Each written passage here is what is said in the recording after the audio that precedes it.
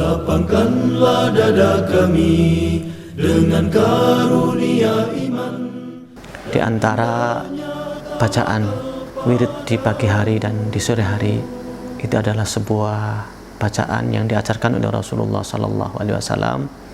Siapa yang membacanya di pagi hari 3 kali, maka insya Allah tidak akan mendapatkan bala sampai sore hari. Dan kalau dibaca sore hari, tidak akan mendapatkan bala secara tiba-tiba sampai pagi hari.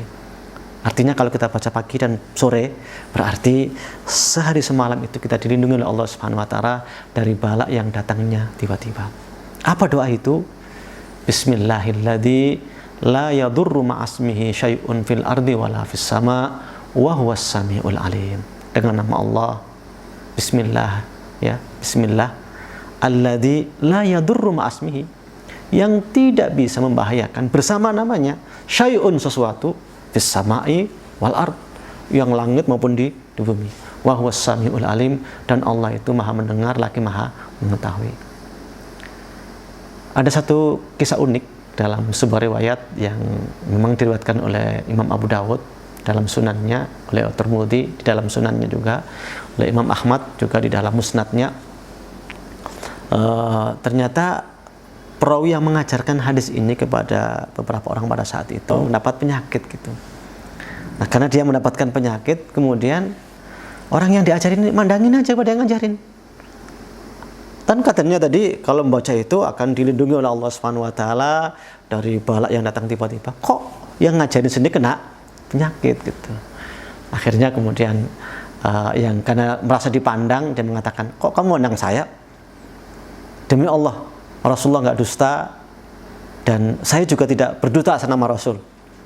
Namun saya beberapa hari lalu kemarin itu lupa membacanya karena marah. Kemudian Allah memberikan ujian kepada saya. Itu satu riwayat.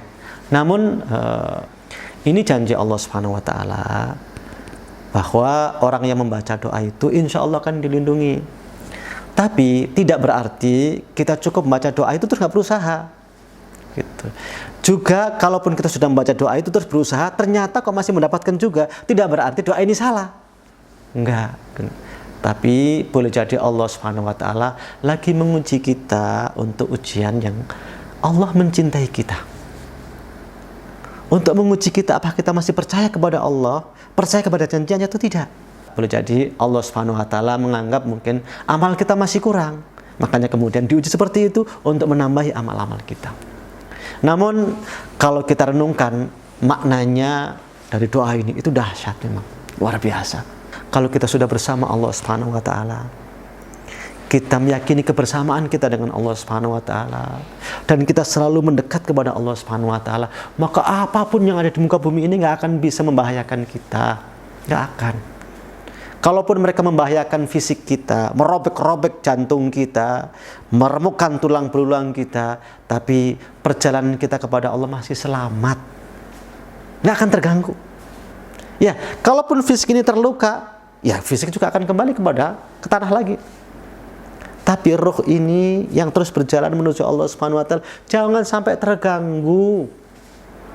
Makanya kalau kita lihat di masa dahulu, orang-orang yang telah merasakan manisnya perjalanan kepada Allah Subhanahu wa Ta'ala nggak terganggu oleh apapun juga.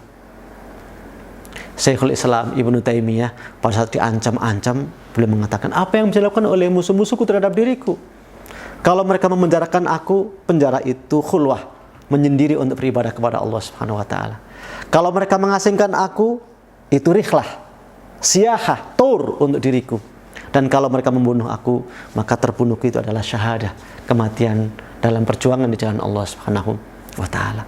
Karenanya kalau kita sudah bersama Allah Subhanahu wa Ta'ala, meyakini kebersamaan dengan Allah Subhanahu wa Ta'ala, meyakini nama Allah Subhanahu wa Ta'ala yang mulia, nama-nama Allah yang baik, nama Allah yang luar biasa, al-asma al-husna, maka bismillahilladzi la yadurru ma'asmihi syai'un fil ardi wala fis sama wa huwas samiul alim. Dengan karunia iman dan indahnya tawakal padamu.